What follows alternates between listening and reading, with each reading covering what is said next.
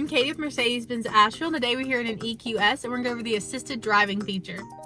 To activate your driver assist, you're going to hit the on button on your steering wheel and then select how many car lengths that you would want above that.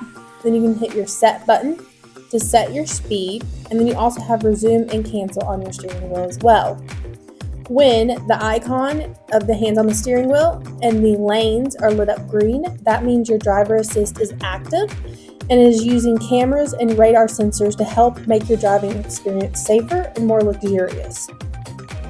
Active Lane Change Assist allows the driver to execute a lane change on divided roadways by simply triggering the turn signal while active distance distronic and active steering assist are engaged.